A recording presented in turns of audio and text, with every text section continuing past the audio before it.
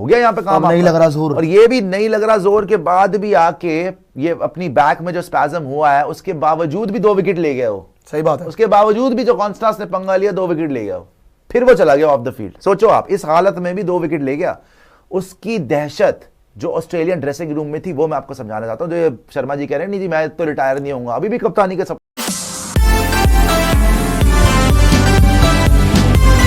उस्मान ख्वाजा ने, पता है आपको, उस्मान ख्वाजा ने मैच जीतने के बाद सिंपली बोला कि भाई बुमराह होता तो हार जाते। हाँ जी, बोलने वाला मैं आपको उस दिन बता रहा था।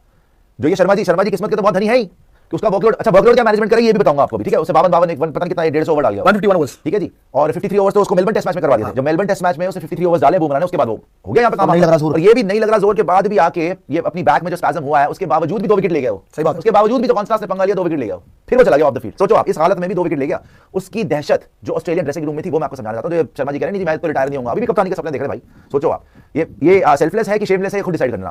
तो ख्वाजा ने क्या बोला बुमराह के ऊपर, I was just getting Bumrah, actually इसने बुमराह बोला था, वो लिखा नहीं है, मतलब बुमराह। कि उससे पूछा कि आप बन नहीं रहे थे रन, आप साइड में बने, कहते यार I was just getting Bumrah, कि बुमराह था मुझसे मेरे को आउट कर रहा था, नई बॉल के साथ बैटिंग नहीं हो रही थी भाई, बहुत मुश्किल था। It's a shame he was injured, कि वो इंजर हो गया first, but thank God for us, thank God for us, today would have been absolute nightmare, today would have been an absolute nightmare facing him on that wicket.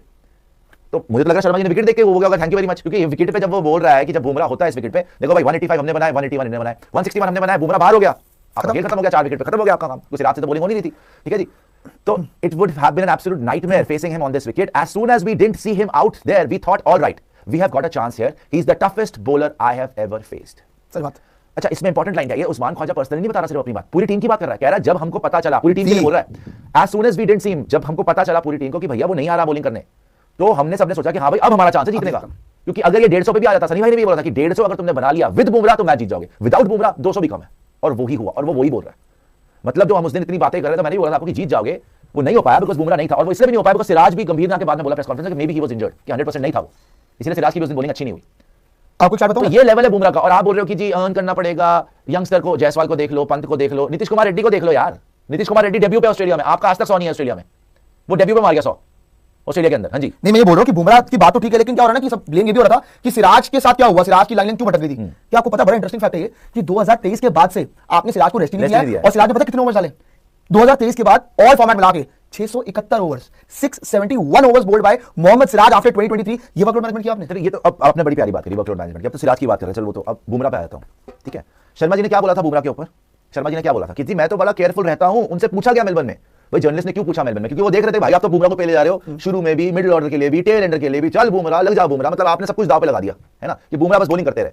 उनसे specially सवाल हुआ press conference में, एक तो ये बोलते कुछ है करते कुछ है, ये तो क्लियर हो चुका है। इनकी बात का एक पैसे का मुझे तो विश्वास नहीं भाई। Give him that little bit of extra breather. अच्छा इन्होंने बोला था कि भाई वो क्योंकि इतनी अच्छी फॉर्म में है तो हम चाहते हैं कि ज्यादा ओवर कराएं, but we want to give him this extra bit of breather as well, so we have been very careful.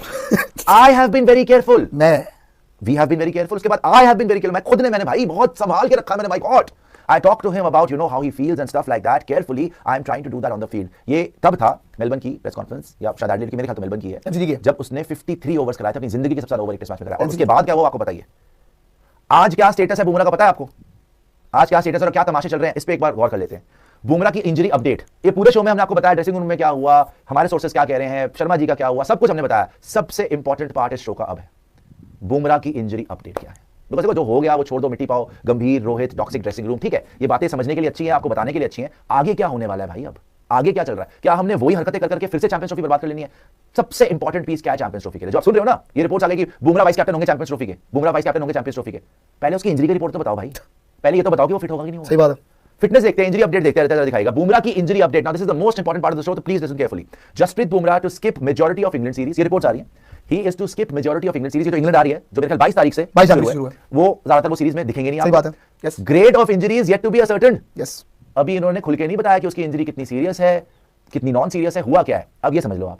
Report further explains that if Bumrah has sustained a grade 1 injury, अगर उनको ग्रेड 1 इंजरी होगी, then he will need at least 2-3 weeks of recovery before making competitive return. मतलब 2-3 हफ्ते गए, अगर grade 1 injury होगी तो 2-3 हफ्ते आपके आ गया, जी ठीक है जी। ये तो तब है